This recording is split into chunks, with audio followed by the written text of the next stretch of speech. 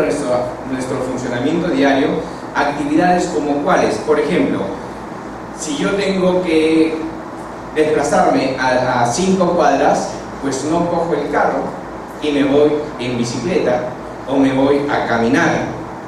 Si yo tengo maceteros en casa, dedicarme un tiempo diariamente a hacer jardinería, hasta por hobby, para relajarnos y cambiar de todo el hábito de trabajo diario, nos va a ayudar bastante. Debemos ayudar en los quehaceres domésticos, porque hoy en día también el tema de el ser feminista o el ser machista, ya estamos en una generación que no va. Pero de alguna u otra forma los roles nunca se han perdido. El rol de la mujer tiene que estar siempre instaurado y claro, el rol del hombre en la casa igual, pero eso no significa que no podamos ambos colaborar con el desarrollo de ambos roles. Bueno, si yo tengo un tiempo, yo también puedo colaborar con la limpieza de la casa, puedo empezar barriendo la casa, puedo empezar trapeando la casa, ayudando a ordenar algunas cosas en mi depósito que hace tiempo nadie lo toca. Y en realidad ese tipo de actividades pequeñas, intradomiciliarias o las famosas caminatas cortas de mandado son parte de un inicio de actividad física que a la larga son las que nos permiten seguir viviendo. Pero cuando uno instaura ese tipo de actividad, recién puede pasar al siguiente nivel, al que está aquí. Porque existen actividades como aquellas que cuando el paciente viene y me dice, señora, ¿usted es diabética? Sí, doctor, soy diabético. ¿Y hace actividad física? Sí, doctor. Si yo me levanto temprano, me voy a comprar pan, regreso a preparar la mochila de mis nietos, porque los hijos están ocupados, ¿no?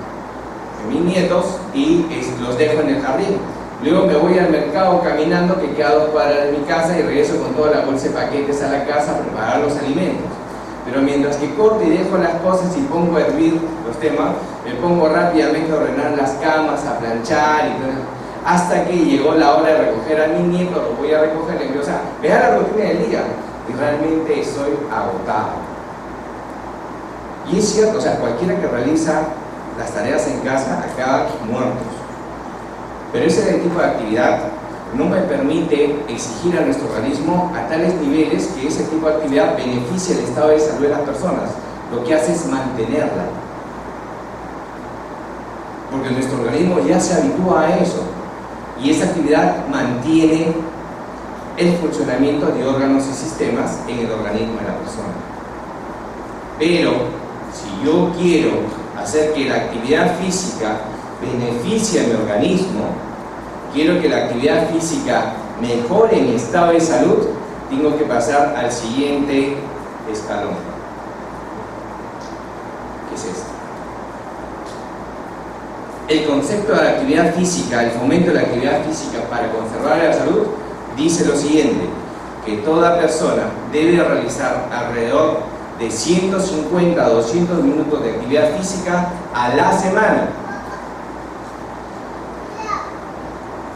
¿Qué tipo de actividad física, doctor, nos recomienda? En realidad, si usted es de las personas que hace toda la tarea de la casa durante el día, sube, baja escalera, va por aquí, va al mercado, usted puede empezar haciendo caminatas con mayor intensidad de alrededor de 45 minutos interdiario 4 veces a la semana.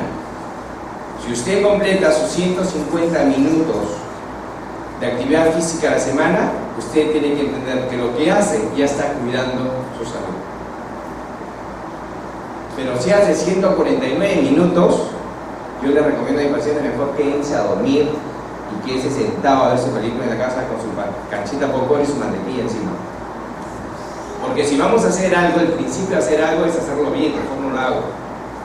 A muchos que me dicen, doctor, pero yo pichangueo 2 veces a la semana. Y 3, que en realidad el fulbito no es considerado como una actividad física que pueda mejorar la salud, a menos que no seas un entrenador de fútbol o pertenezcas a un equipo y tengas una rutina de 3, 4 horas de ejercicio permanente. Pero el pichanguero habitual, bueno, a mí no me gusta el fulbito, pero en realidad el que juega habitualmente el fulbito con los amigos, no todo el rato está corriendo, está parado, está caminando, y si corre 3 o 4 pasos para allá, 3 o 4 pasos por aquí, como se cansa, para y sigue caminando. En realidad, lo que necesitamos para establecer también el concepto de actividad física sean actividades exigentes, permanentes y continuas por un tiempo aproximadamente de 45 minutos. No el que voy aquí, paro, voy aquí, paro, voy aquí, o las caminatas de paseo, ¿no? En realidad ese concepto tiene que estar bien claro para llegar a este nivel. Y lo que recomendamos a los pacientes para que no se enfermen es realizar este tipo de ejercicios. Caminatas, ejercicios aeróbicos, full body, bailes. Hay mil formas. Hoy la economía no es impedimento. Uno se va aquí a Polvo Rosado, se compra un CD de ejercicio, se lo pone en casa y puede bailar. Y si hay más dinero, te inscribes para que tengas un instructor y te pueda ayudar a controlar el peso y mejorar tu actividad física. Por otro lado, cuando pasamos a otro nivel, y es este nivel es en la que debemos realizar en menor cantidad, pero que eso no significa que sea menos importante, son aquellas actividades que nos permiten fortalecer los músculos y mantener la flexibilidad articular. Y son actividades como la del yoga, el tai chi, el estiramiento. Lo que hacen muy bien nuestras señoras que están aquí, en realidad busca, aparte de fortalecer o completar el ciclo de la actividad física, trata de tener mejor autocontrol, el tema de la tranquilidad, el tema de la paz interior.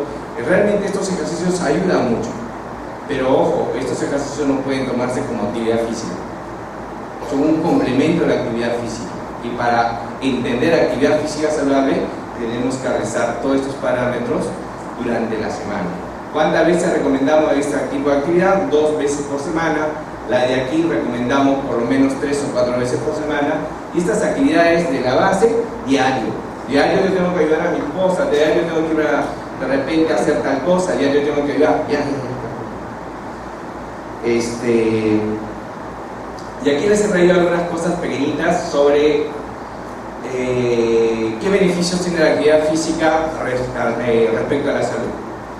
Tenemos que entender que esta disminuye el colesterol total de los triglicéridos, aumenta el colesterol bueno, disminuye los niveles de presión arterial, reduce el riesgo de trastornos de coagulación y enfermedad coronaria arterial, disminuye la rigidez articular, disminuye los trastornos de ansiedad y depresión.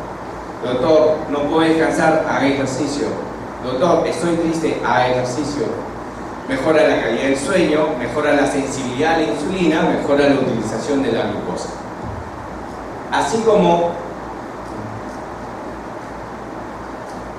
hemos hablado de la actividad física, entramos a detallar con otro parámetro, que es el parámetro de control de peso. Es importante hacer permanentemente controles de peso de las personas y de nuestros familiares. Existen parámetros o estándares internacionales que se estipulan bajo el término de índice de masa corporal, que me permite sacar un valor numérico y me permite saber si el paciente tiene un peso normal, está bajo de peso o está con sobrepeso. Y la fórmula es peso en kilos sobre altura por altura. Si quieren pueden apuntarlo. Se mide en metros y su peso en kilos, hacen esta fórmula y si les sale el valor dentro de esto, ustedes van a saber si tienen sobrepeso, si están con obesidad, si están con bajo peso. Y si no, la otra forma de medir es a través de la cintura abdominal. Cogen una cinta y la colocan en la zona más abombada del abdomen, que es a la altura del ombligo, y nos les va a dar un valor en centímetros. Y este valor en centímetros me va a permitir saber si que estoy aumentado de peso o bajo de peso en función de estos valores que se encuentran allí en la esquina. Así como cuando hablamos de control de peso, también tenemos que saber qué implicancias tiene el control de peso, porque el peso en realidad puede, en sus extremos polares, o sea, la baja de peso y el sobrepeso, pueden originar una serie de consecuencias en la salud. Por ejemplo, hay pacientes que tienen obesidad de primer grado, que vienen ya con la enfermedad expresada con diabetes, con hipertensión, con enfermedad cardiovascular. Hay problemas de tipo articular, ¿no? Aquellas con sobrepeso empiezan a tener problemas de circulación en las piernas. Se me hinchan las piernas, doctor, y a lo que vienen básicamente viene a que le demos el medicamento, pero hoy en día lo que le decimos nosotros, no. Esto parte de la educación. Si yo controlo mi peso, estas complicaciones o estos efectos, repercusión del peso sobre el organismo, van a desaparecer o van a minorar. O sea, primero partamos de eso, luego la adherencia al tratamiento. Cuando hablamos de control periódico en la prevención primaria, tenemos nosotros guías preventivas. Hoy en día a nivel mundial se ha establecido de qué forma debemos controlar a nuestros pacientes cuando acuden a nuestro establecimiento de salud. Estas guías americanas preventivas nos parametran qué debemos hacer, qué tipo de consejería debemos dar a los pacientes, por grupo etario. Nosotros aquí les traigo algunos ítems, pero en aras del tiempo voy a avanzar. Pero lo que quiero que entiendan es que, por ejemplo, nosotros en salud tenemos las famosas carteras de servicios, los paquetes esenciales de salud, que me permiten decir por grupo etario. Por ejemplo, llega una persona de 45 años, me permite decir a esta persona de 45 años, si yo quiero hacer un chequeo preventivo de control, le va a tener que hacer primera consulta médica, su control odontológico, tales exámenes para descartar enfermedades más prevalentes en ese grupo etario, sus consultas de reevaluación, su cartera de inmunizaciones, su consulta nutricional, su consulta de psicólogo. O sea, hay todo un paquete que hay que cumplir. En realidad eso ya lo tenemos tanto MINSA como eSalud. Y para cumplir con la prevención primaria y evitar enfermarnos, debemos de hacer uso de este servicio. Y para todos los que son de salud, como les digo, no importa, traten de sacar provecho a la institución y traten de venir a la institución cuando no estén enfermos. Vengan cuando estén sanos, para de esa manera poder hacer estos chequeos y evitar que ustedes se enfermen. El otro factor de la prevención primaria es la identificación de factores de riesgo. Nosotros en la entrevista vamos a saber a qué riesgo está expuesto el paciente y de alguna u otra forma vamos a darle consejería para prevención de este tipo de riesgo, ¿no? El consumo de alcohol, tabaco, los trastornos de ansiedad, depresión y ideación suicida, el sedentarismo, los malos hábitos de alimentación y la polifarmacia. Como entenderán, hemos hablado de la prevención primaria y como esquema esta prevención se da en el paciente sano, es decir, en el paciente no enfermo. Y lo que les he hablado es para que el paciente no llegue a enfermarse. Pero ¿qué hacemos cuando el paciente se expone a muchos factores de riesgo? No hace lo que le indicamos, o no ha venido a la charla, porque esta charla es gratuita para todos, y dirán que hay poco público, no ha venido a la charla. Va a llegar a empezar a generar estímulos y desarrollar enfermedad. Y aquí entra ya la prevención secundaria, donde habla sobre la detección temprana de la enfermedad y el tratamiento oportuno. Respecto a la diabetes, nosotros tenemos parámetros, exámenes de glicemia, que nos permiten para descartar, saber si el paciente va a desarrollar o no la enfermedad, si está a puerta de desarrollarla o no. Aquí tenemos unas formas de realizar un diagnóstico oportuno, teniendo síntomas con diabetes, con glicemia mayores a 200, glicemia en ayunas con valores mayores a 126, glicemia medidas con cargas de glucosa, y de alguna u otra forma también nos dan parámetros de cómo diagnosticar tempranamente la enfermedad. Y una vez que hemos identificado y sabemos que el paciente está empezando la enfermedad, tenemos que iniciarle todo el paquete de prevención, dándole una consejería acerca de la enfermedad, hablándole sobre la dieta para el paciente con la enfermedad, la dieta del paciente diabético, hablando de qué tipo de ejercicio va a realizar según el tipo de paciente, qué tipo de medicamentos y cómo va a hacer su control. Para básicamente evitar la progresión de la enfermedad. Sabemos que la diabetes tiene una serie de complicaciones a nivel de aparatos y sistemas y a nivel de órganos y organismos. Y en la prevención secundaria tenemos que tomar acciones para que no hagan ese deterioro de tejido, no haga ese daño de órgano blanco a larga data.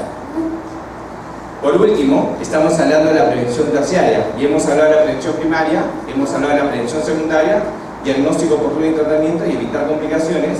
Y la prevención terciaria tiene que ver mucho con la rehabilitación del paciente. Es aquel paciente que ya tiene la enfermedad, es aquel paciente que tiene diabetes ya por años, que tiene algunos órganos afectados y que entiende que la enfermedad no se cura y que de alguna u otra forma las acciones que se toman en este periodo de prevención terciaria van a ayudar a evitar que las complicaciones sean de tipo terminal. Un paciente diabético, mi trabajo, por ejemplo, en salud es que un paciente no llegue a ser insuficiencia renal. Y si la tiene, no llega a ser insuficiencia renal terminal y que termine en diálisis. Nuestro trabajo en el hospital básicamente es detectar el pie diabético temprano, sin deterioro, para evitar que se ampute. Y de esa manera evitar problemas de ceguera y otro tipo de complicaciones, ¿no? y impedir la mortalidad temprana. Y por último, en realidad, hemos hablado de la prevención primaria, aquel paciente que debe trabajarse que no tenga la enfermedad, la prevención secundaria para el diagnóstico oportuno, tratamiento oportuno y evitar las complicaciones, la prevención terciaria, que tiene que ver con la rehabilitación y evitar el establecimiento de daños permanentes y los estados de discapacidad en el paciente para incorporarlos nuevamente al sistema. Y lo último, la prevención cuaternaria, que tiene que ver con todas aquellas actividades que intentan evitar o reducir el daño provocado por la intervención médica. Y en esto estamos trabajando mucho los médicos. Esta parte de formación que estamos haciendo para ustedes en realidad tiene esta implicancia, porque hay veces como profesionales y los sobrediagnósticos, y con el fin de ayudar al paciente, de repente nos llega un paciente diabético al reumatólogo, el reumatólogo le da la batería de medicamentos, pero como le hacen daño al estómago algunos medicamentos, lo envía al gastroenterólogo y el gastroenterólogo le da otra batería de medicamentos, pero como esos medicamentos le producen daño o cefaleas permanentes, van al neurólogo y el neurólogo le da una batería de medicamentos. En realidad la prevención cuaternaria tiene que ver con eso, evitar y reducir los daños que puedan originar la intervención médica, porque hoy en día el concepto es dar a los pacientes la mínima cantidad de medicamentos necesaria para mantenerse bien o controlar su enfermedad. Y en este tema es que nosotros como médicos jóvenes estamos tratando de entrenarnos permanentemente, porque este sobrediagnóstico puede originar complicaciones. Hay estudios que han demostrado realmente que todo paciente que toma más de 5 tipos de medicamento al día, generalmente los signos o síntomas de algún tipo de dolencia que puedan presentar los pacientes generalmente no se dedican a la enfermedad, sino a los efectos colaterales del medicamento. Y aquí no es un trabajo solamente de nosotros, sino también de nuestros propios pacientes, porque hay algunos que nos exigen en el alprazolam, porque si no le recetas el alprazolam no existe receta para ellos. Nos piden recetar medicamentos y en realidad hay que tener un autocontrol. Eso es la prevención cuaternaria y es lo último que estamos trabajando nosotros para la prevención y el cuidado de las personas y la prevención de enfermedades. Muchas gracias. Disculpen haber acelerado.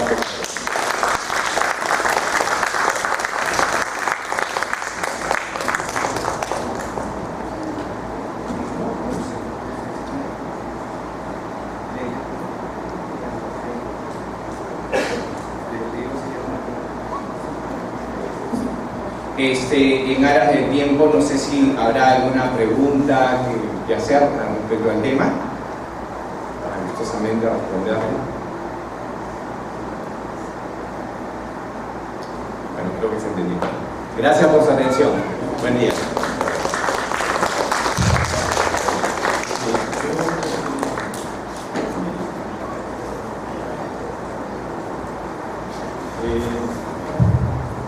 Creo que la presentación del doctor Ramírez ha sido bastante adecuada. Vamos a invitarlo para entregarle su certificado por la presentación. Doctor Ramírez, para hacerle...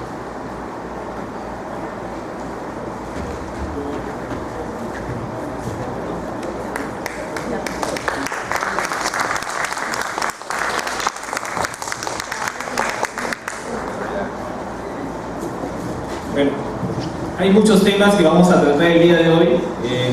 Cada uno de ellos tiene importancia especial. Hemos alterado brevemente el orden. Vamos a adelantar con el tercer tema. La doctora Elio Mejía va a tratar acerca de todas las complicaciones en un tiempo récord, acerca de las complicaciones a las cuales se puede exponer un paciente con diabetes.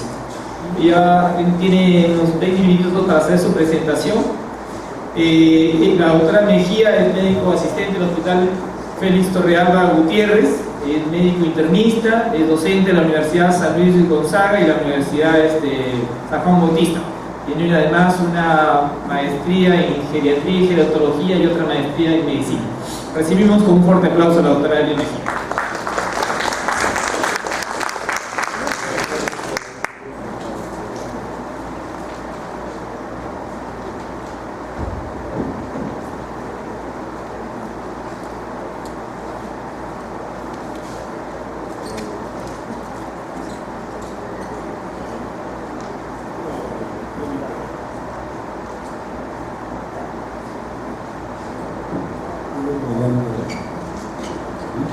Muy buenos días, tengan todos ustedes.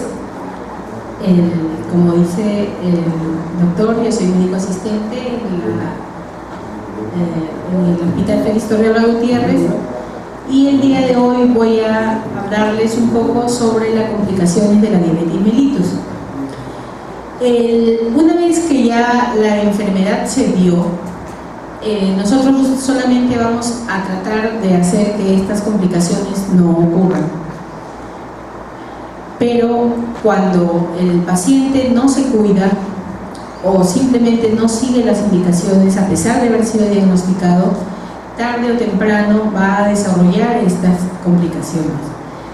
Tenemos de dos tipos, unas que son agudas y otras que son a largo plazo, las que llamamos crónicas. Dentro de las agudas tenemos sobre todo el aumento muy alto de la glucosa, que se conoce como hiperglicemia. Aquí podemos llegar hasta un coma hiperosmolar, podemos tener una cetoacidosis diabética, o podemos irnos hacia el otro extremo en que el azúcar se baja demasiado y la persona hace una hipoglicemia y de un momento a otro se va a desmayar o va a presentar confusión, no va a saber dónde está, suda mucho y tiene que ser trasladada inmediatamente al hospital para poder nosotros compensarlo. Aparte de estas complicaciones agudas, vamos a tener las complicaciones crónicas, que son las que voy a tocar el día de hoy.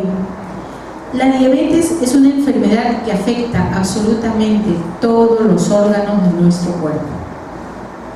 Miren ustedes, tenemos, por ejemplo, los ojos, le encantan, el riñón, el corazón, el cerebro, todo lo que son nervios, sistema nervioso del cerebro hacia cada uno de los músculos que va a inervar, y se le conoce a esta enfermedad como el asesino silencioso.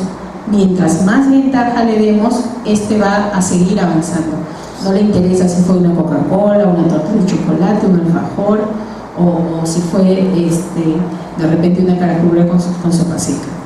Eso es ventaja para la enfermedad y silenciosamente va a ir avanzando hasta un momento determinado que ya nosotros no tengamos sensibilidad de repente en las piernas, no veamos bien o nos dé un ataque cerebrovascular, nos quedemos con medio cuerpo paralizado o tengamos un infarto al corazón. Esta enfermedad es, si no la controlamos, avanza, toma absolutamente cualquier ventaja. Dentro de esto ya van a ver ustedes más adelante, lo primero es la comida, pero la otra cosa que siempre tenemos que acordarnos es de que nosotros tenemos que estar tranquilos, no tenemos que estar renegando, no tenemos que estar peleando, ¿no? El estado emocional influye mucho acá. ¿Y qué es lo que hace la diabetes? La diabetes es una acumulación excesiva de azúcar en la sangre. El páncreas, que está en el lado izquierdo, en el lado derecho está el hígado, produce una hormona que es la insulina. La insulina se encarga de quemar el azúcar para que pueda ser utilizada por todos los tejidos y células de nuestro cuerpo.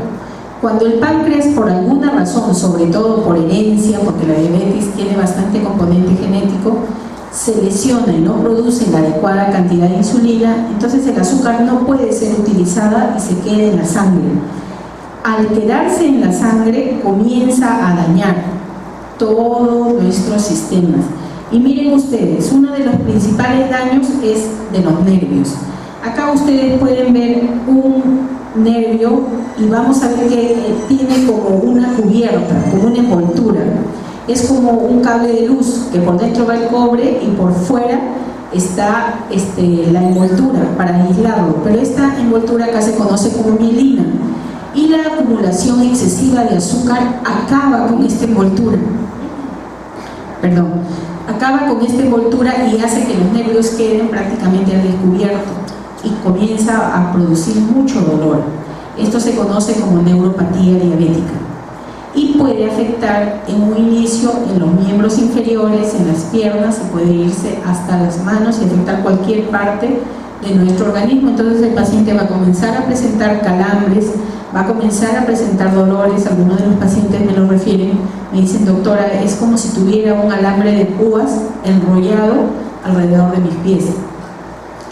es un dolor muy intenso, ¿no? Es la neuropatía diabética, pero al mismo tiempo que esta neuropatía está actuando, también se están lesionando los vasos y las venas, y el flujo de la sangre que debe ir por una vena que debe estar, o una arteria que debe estar limpia, cada vez tiene menos espacio. ¿Por qué? Porque está el colesterol, el triglicérido, están aumentando la pared y haciendo que se ponga gruesa y que haya muy poco flujo de sangre.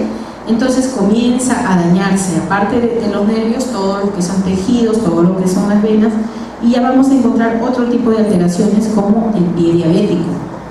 El pie es uno de los órganos que tiene que cuidarse mucho en la diabetes, ¿no? Ese cuidado tiene que ser diario. Entonces miren, ve, acá estamos viendo nosotros una úlcera infectada en un pie diabético. Los nervios están dañados, las venas, las arterias que llevan la sangre están dañados. Entonces, ¿qué es lo que queda? Si no se controla adecuadamente la infección, esto pasa a una gangrena, y la gangrena va a pasar a una amputación.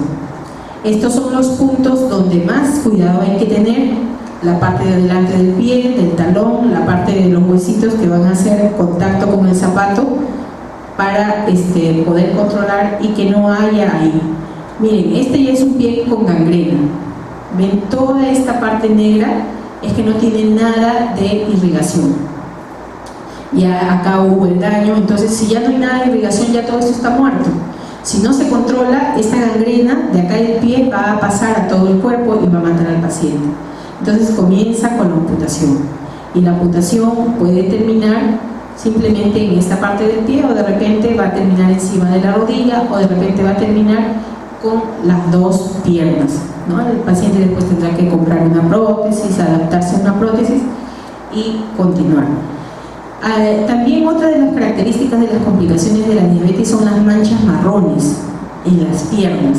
Miren ustedes, muchas veces el paciente no tiene mayor sintomatología o no le hace caso a su sintomatología y comienza a aparecer estas manchas marrones en las piernas. Esto se conoce como dermopatía diabética. Acá estamos viendo el cuello de una persona que se pone negra. Esto se conoce como acanthosis nigricans y es por sobrepeso. Esto ya nos está avisando de que acá están habiendo problemas. Luego vamos a tener que la inmunidad baja mucho en la persona diabética, su sistema de defensa baja considerablemente, entonces puede ser susceptible de cualquier infección. Acá estamos viendo una infección micótica por hongos, ¿no?, entre los dedos. A estos hongos se le agrega un germen y vamos a hacer una infección mixta que va a tener el paciente. Aparte de eso, también vamos a tener que la diabetes pues va a tener mucha manifestación en los ojos.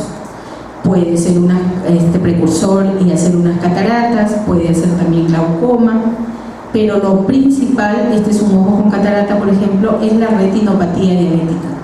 En la retinopatía diabética, de la que vamos a tener dos formas, una proliferativa y una no proliferativa, el paciente va a comenzar a ver de esta manera. Miren, nosotros en la mayoría vemos así claramente la imagen, pero miren el paciente que tiene retinopatía diabética, la imagen se va perdiendo y si no llega el control adecuado va a terminar en ceguera, pérdida de ambos ojos. Y muchas veces los pacientes me dicen: doctora, yo veía bien, pero todo es que comencé con la insulina y ya no veo.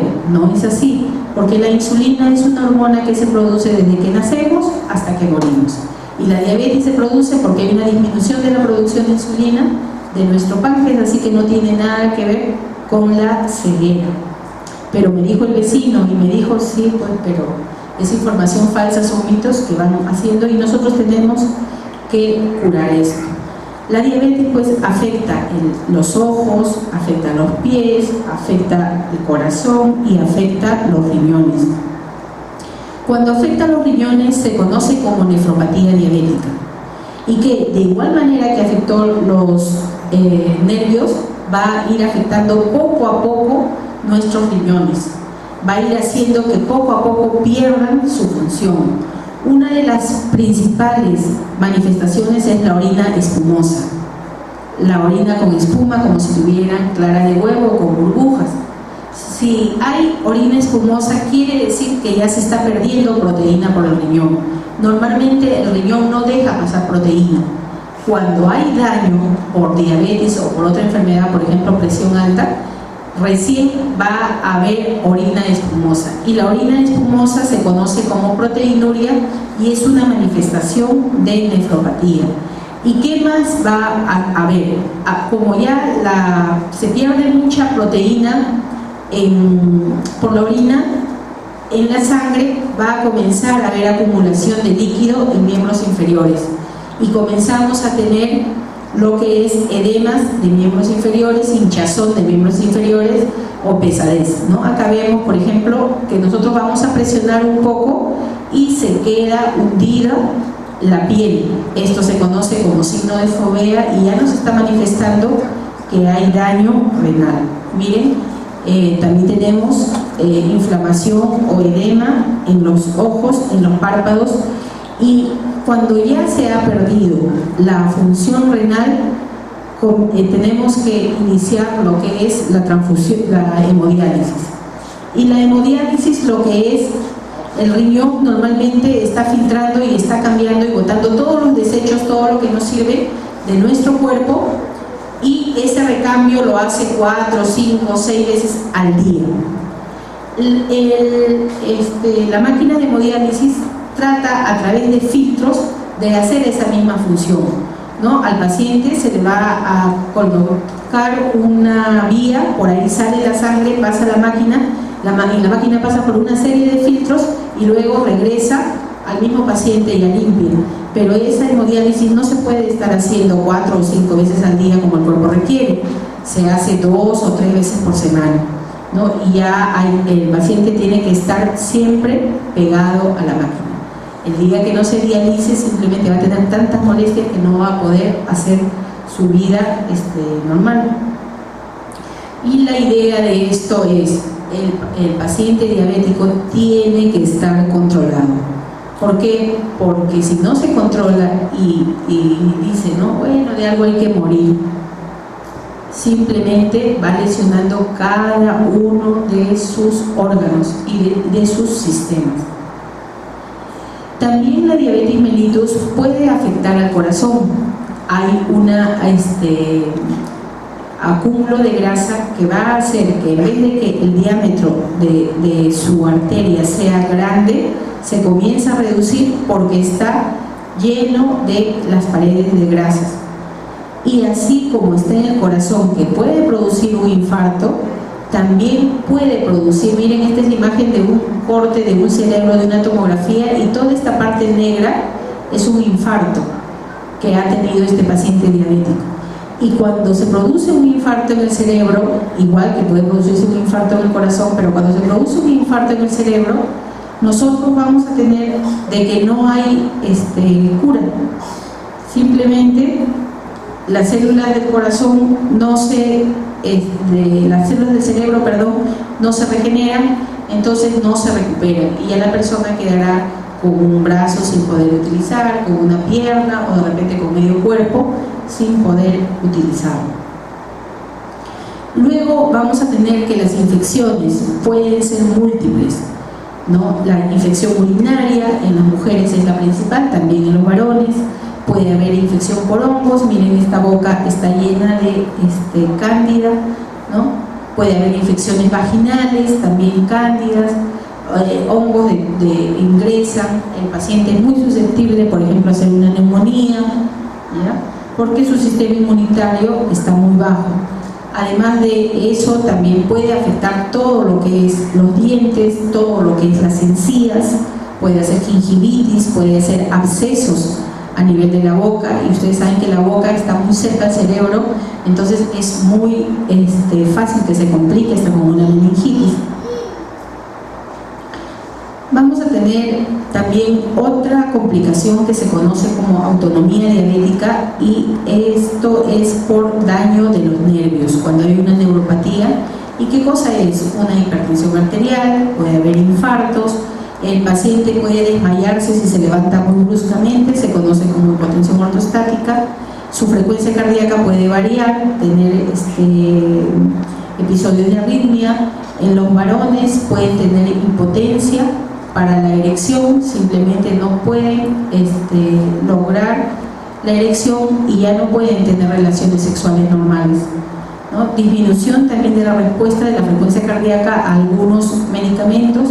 De repente la persona está echada tranquila viendo su novela y comienza a presentar arritmias, taquicardias, palpitaciones, el corazón se le quiere salir por el pecho, le comienza a faltar el aire y esta es una complicación ya de la diabetes. Y cuando estamos un poco más avanzados, la persona deja de comer, ya no quiere comer. También acá un signo de la diabetes es la sudoración en parches. La persona comienza a sudar, por ejemplo, dice, solo me suda el cuello, o solo me suda la parte de la espalda en la parte derecha, ¿no? Comienza a presentar y puede ser una de las manifestaciones tempranas de la diabetes. Entonces, yo puedo tener diferentes signos y diferentes síntomas por complicaciones de la diabetes. La visión borrosa, la disminución de la visión o la ceguera me puede estar hablando de una retinopatía diabética. Una sed constante, que es uno de los grandes signos de la diabetes, aumento de la sed, aumento del hambre, estar orinando en grandes cantidades, puede también ser signo de complicación. Enfermedades del corazón, daño en los riñones, orinar a cada momento en grandes cantidades, de repente ya no tengo vigor, ya no tengo fuerza, me siento débil, todo el tiempo estoy débil. Es también una manifestación, una complicación de la diabetes. Infecciones a repetición, sobre todo del aparato urinario, hormigueo y adormecimiento en las extremidades y las úlceras en los pies, ¿no? Las gangrenas que hemos hablado sobre el pie diabético. Entonces, la idea es de tener controlada esta enfermedad. Si no la tenemos, estamos en el momento oportuno de no tenerla nunca. Si estamos ya, en algún momento se nos ha encontrado el azúcar de repente alta y estamos en la fase de prediabéticos, tenemos que tener ya muy consciente o tenemos que tener en cuenta de que si nosotros no nos cuidamos, vamos a desarrollar en algún momento la diabetes. Entonces la idea es de que todos lleguemos a un envejecimiento sano y saludable, que todos podamos tener 70, 80, 90 años y estar en pleno uso de nuestras facultades mentales, sin tener que nadie esté cuidándonos o que nadie esté dejando de hacer sus actividades porque nosotros no podemos valernos por nosotros mismos, ¿no? Eso es todo con respecto a las complicaciones. Y si hubiera alguna pregunta.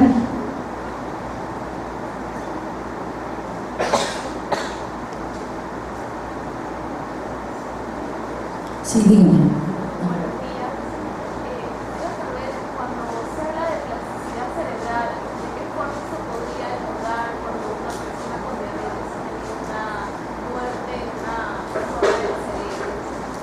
Cuando hablamos de plasticidad neuronal estamos hablando de la capacidad que tiene el cerebro de repente de compensar alguna limitación que haya tenido por algún daño, ¿no?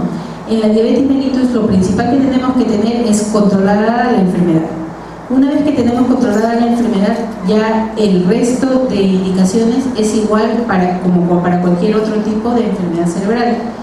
Tratar de activar lo más posible las funciones cerebrales superiores. Se recomienda mucho el llenado de crucigramas, hacer sudokus, comenzar de repente con un nivel 1 simple y luego ir aumentando al nivel 2, al nivel 3, hacer pupiletras, todos los días prender la radio, escuchar las noticias, ¿no? Leer periódicos, jugar ajedrez, jugar damas, jugar ludo, hacer actividad física, aprender un baile.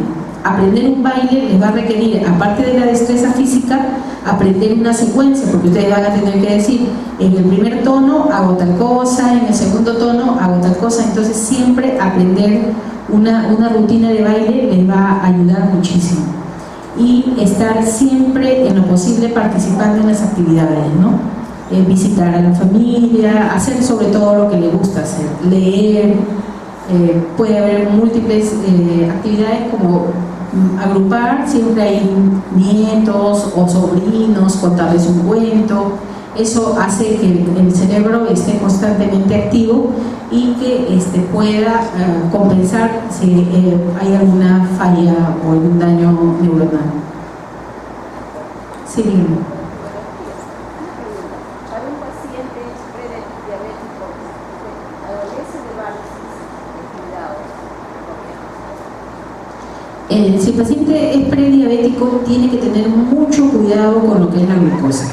Entonces ya después van a hablar más profundamente, pero no se recomienda el uso de edulcorantes, es controversial a la fecha, no debe estar siempre controlando su azúcar, evitar lo que son las gaseosas, evitar lo que son los dulces y evitar, número 1, el sobrepeso, siempre controlar su peso. Número 2, en lo posible que esté parado mucho tiempo, ¿no? Número 3, hacer actividades físicas o ejercicios que fortalezcan los músculos de las piernas, por ejemplo sentadillas o levantar los pies, levantarse en puntitas, ¿no? Eso básicamente va a ayudar bastante a que esas varices no se compliquen, ¿no? Si va a tener que hacer un viaje largo, de repente ahora ya estamos en otro tiempo, tenemos las posibilidades del bus cama, si el viaje va a ser muy largo, ¿no? O si no hay esa posibilidad, va a tener que estar parando cada 2 horas o cada hora, caminar unos 10 a 15 minutos y luego reiniciar su viaje. No tratar de no estar mucho tiempo en reposo con las piernas colgadas. Bueno, si no hay otra pregunta, les agradezco la atención. Muchas gracias. Agradecemos a la doctora Elia Mejía. Le vamos a otorgar su certificado por su participación en este gran evento.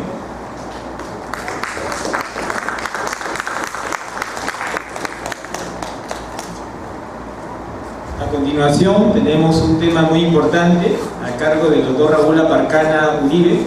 Él es médico endocrinólogo del Hospital Augusto Hernández Mendoza de Salud. Él hizo su pregrado en la Universidad Nacional San Luis Gonzaga y su residentado por la Universidad Nacional Mayor de San Marcos.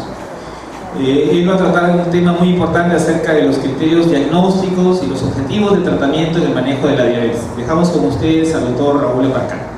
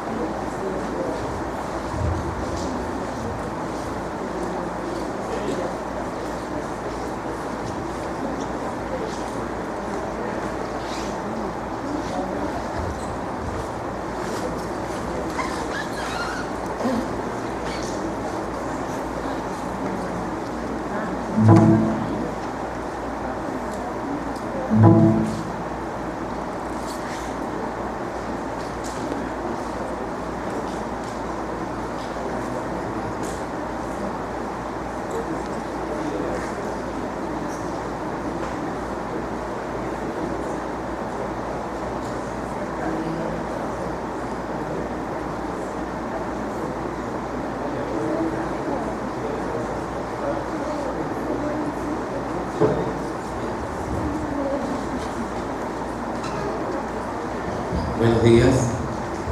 Continuando con el desarrollo, voy a tratar el tema sobre el diagnóstico y objetivos del tratamiento.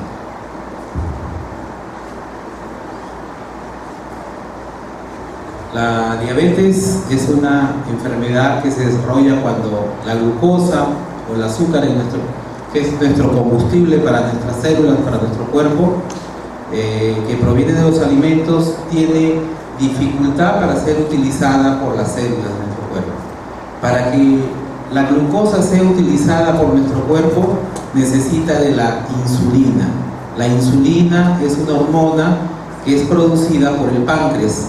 Entonces la insulina va a ser como una llave que ayuda a que la glucosa ingrese a nuestras células. El problema en el paciente diabético es que el páncreas o produce poca insulina o la insulina que produce es de mala calidad. Por eso el azúcar que uno consume a través de los alimentos va a tener dificultad para llegar a los tejidos, a las